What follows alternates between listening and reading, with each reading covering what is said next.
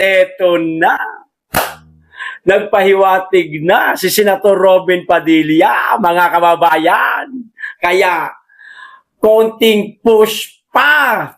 Kalampagin natin sa araw-araw na sana kung dumating man ang araw na siya ang mapisil ni VP Sara na maging katandem sa 2028 election, wag na siyang magdalawang isip. Pumayag na siya. Ayon na rin ito, mga kababayan, dito sa kanyang sinabi na handa siya. Eh di ayos? Di po ba? Sa ngayon kasi, mga kababayan, dalawang tao pa lang ang nakikita ko. Para sa akin lang to ewan ko lang po sa inyo. Dalawang tao lang ang maaaring maging katandem ni VP Inday Sara sa darating na 2028 election. Pwedeng si Senator Rodante Marcoleta, pwedeng mismong si Robin Padilla. Basta, wag lang si Senator Amy Marcos, mga kababayan. Nabudol na po tayo noong 2028, pwede ba? Wag na Marcos, nakakaumay na. At tandaan po natin, mga kababayan, si Amy Marcos ang naghikayat kay Bongbong Marcos na tumakbong presidente at piliin si Inday Sara na maging katandem niya. Kaya ayun, nanalo silang dalawa pero nabudol po ang 31 million na bumoto kay Bangag. O di po ba, mga kababayan?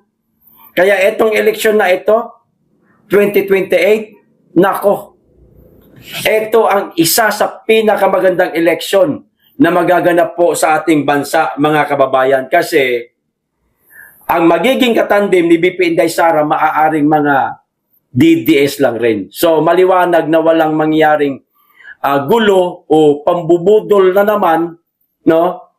Oras na manalo silang dalawa. O ito po ang mga sinabi ni handa umano si Senator Robin Padilla. O kita nyo na, handa na maging vice presidente ng Pilipinas kung saan sinabi niyang puro advocacy lang naman ang nasabing posisyon. Tama nga naman. Oh, ipinanganak po tayong ready, sabi niya. Lalo na yan para sa akin, Vice President, hindi naman masyadong ano yan. Puro advocacy lang yan eh.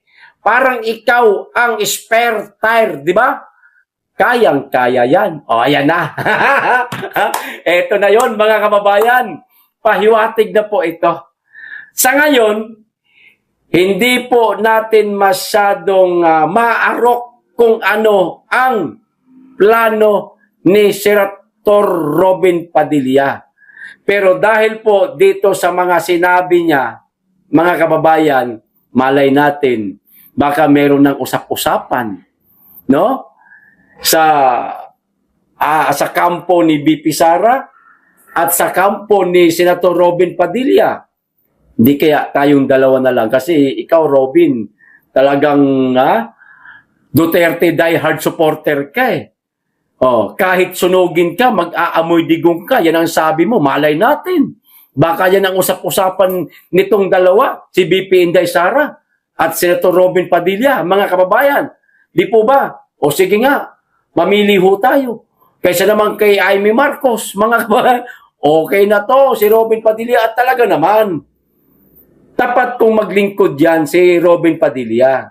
Marami kasi dyan, mga politiko, mga kababayan, na alam niyo yun, mga traditional politician talaga sila. Matapos nilang manalo, lalo na kasama yung kanilang presidente na naging katandem, kakalabanin na. Iba po ang nangyari kay Inday Sara. Si Inday Sara, naging katandem si Marcos. Ngayon, si Inday, ang sinalaula nila, binastos nila, trinaydor nila, o anong ginawa nila kay dating Pangulong Duterte. O di pinadala nila sa Dahig, Netherlands. O, kaya mag-abang-abang tayo mga kababayan kung ano ang magiging kinalabasan nitong mga sinabi ni Senator Robin Padilla. Sana si VP Inday Sara ang piliin niya. si Senator Robin Padilla. Okay din, si Senator Rodante Marcoleta, okay din tayo dyan kasi atin naman talaga yan eh. Wala tayong question dyan, mga kababayan. Basta alin dyan sa dalawa, okay na sa atin. At yung ibang mga abogado na mga tumakbo noong nakaraan, kahit hindi abogado, kahit sipe, basta yung kasama doon sa Duterte, kahit yun makakasama nila sa Senate slate ni BP Inday Sara, dagdagan na lang yun ng dalawa. Okay na. Solid po, mga kababayan. Duterte lahat. Walang masasabing, alam mo yung galing sa dilaw, tapos tumalon sa bakod ni Inday Sara. Walang ganun na senaryo. Di po ba? Kundi lahat ng Duterte na yun, Duterte talaga yun eh. DDS talaga yun eh.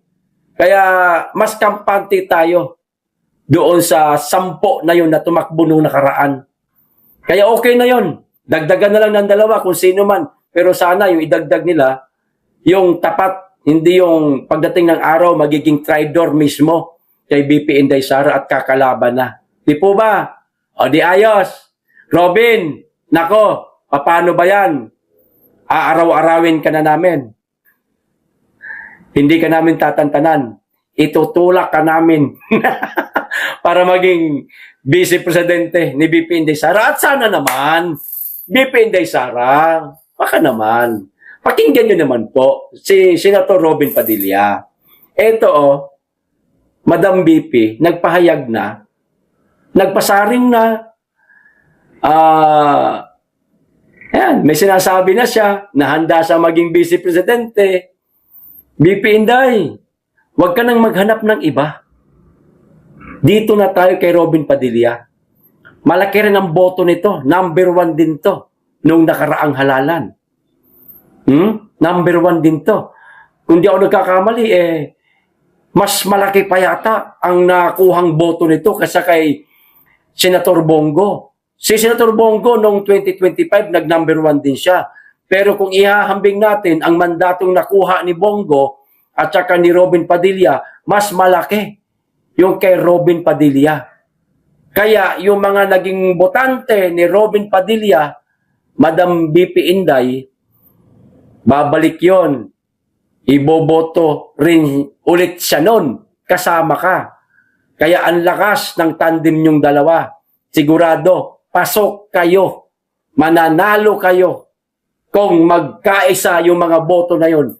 Sa mga Muslim pa lang napakaraming Muslim brothers and sisters sa buong Pilipinas. Maging sa mga OFW. Lahat yun, landslide. Boboto po sa inyong dalawa, Madam Inday. Kaya, kalabitin mo ng kalabitin si Robin. Kulitin mo rin ng kulitin tulad ng ginagawa namin. Kinukulit namin siya. Ang ingay namin sa social media, tinatag pa namin siya. Robin for Vice President. O, ganun ba? Wag mong tantanan, Madam Inday, si Robin. Siya na, gawin mong katandi mo. Kasi si Senator Rodante Marcoleta, pagka ikaw na ang naging presidente, ibabalik natin yan sa Blue Ribbon Committee para halukayin, buhayin ang issue sa maanumalyang flood control project. Siya ang magaling dyan. Siguradong marami siyang maipapakulong na mga kawatan, mga buhaya, mga nagsamantala, mga magnanakaw. Kaya kailangan si Senator Rodante Marcoleta sa Senate Blue Ribbon Committee. Si Robin Padilla na lang ang gawin mong Vice Presidente kasi siguradong hindi ito magtatraidor sa'yo. Okay? O ito pa.